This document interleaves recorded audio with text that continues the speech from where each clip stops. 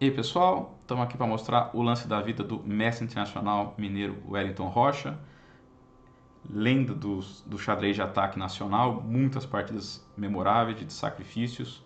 Essa, obviamente, vai ser mais uma delas, né? Partida importante para o Wellington porque ele estava de brancas contra o Roberto Watanabe, que chegou a ser campeão brasileiro absoluto. Era um adversário muito difícil para o Wellington, ele cita isso na entrevista. E era o Campeonato Brasileiro Juvenil e era o último ano dele de juvenil, né, que é sub-20. E ele precisava ganhar essa partida para conseguir, enfim, ser campeão e poder jogar o Mundial. Quem quiser tentar descobrir como o Wellington complicou uma posição bastante difícil, fique à vontade. A dica é, a posição já não é muito boa, vocês precisam colocar problemas para as negras da melhor maneira possível. Só pausar o vídeo e dar uma pensadinha. E aí, pessoal, alguma ideia? Bom, por que essa posição é difícil para as brancas? Basicamente, é atividade de peças. Esse bispo de E4 meio que domina o tabuleiro todo e defende casas importantes.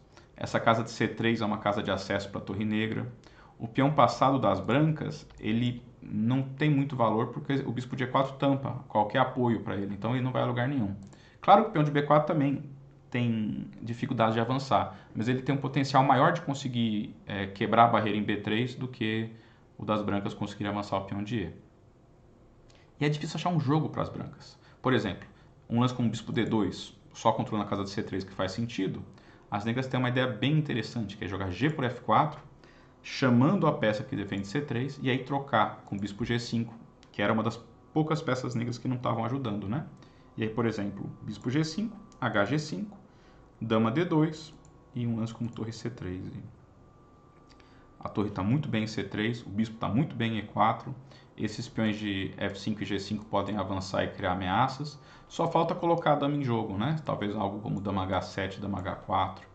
E estrategicamente a posição branca é meio arruinada. Ainda poderiam lutar, mas objetivamente tá perdido, né?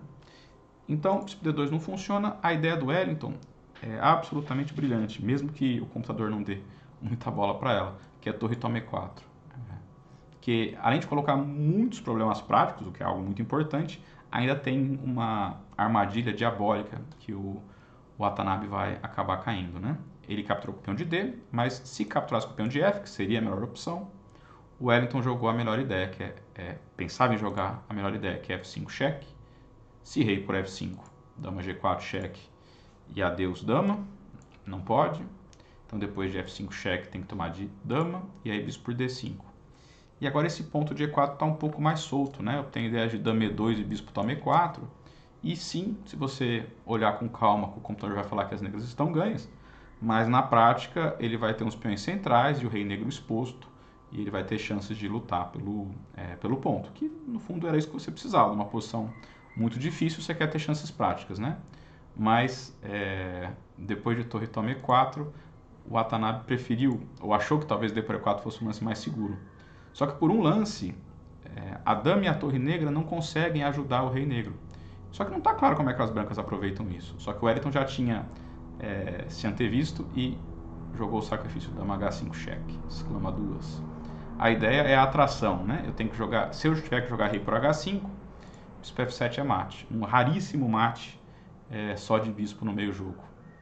E aí não tem o que fazer, o jogo acaba. Porque se voltar depois de dama H5, rei para G7, eu primeiro dama F7, empurro o rei para H8, aí dama G6.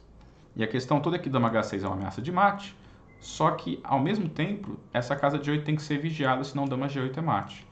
E aí a única maneira de evitar esses dois mates imediatamente seria dama C6, só que as brancas calmamente tampam a proposta de troca com o bispo E6. E de novo, vai ter que dar a dama porque não tem como evitar uma dessas duas ameaças. Um detalhe só para deixar mais interessante é que se o rei branco tivesse em H1, as negras ainda teriam dama por ser um cheque, depois dama por F4 cheque e a torre negra entraria e seriam as negras que ganham, né?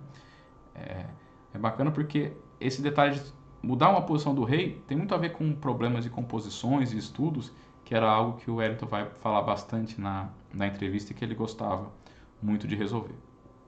Bom, quem gostou do lance da partida, dá um like e amanhã estamos liberando divertida entrevista com o mestre internacional mineiro Wellington Rocha.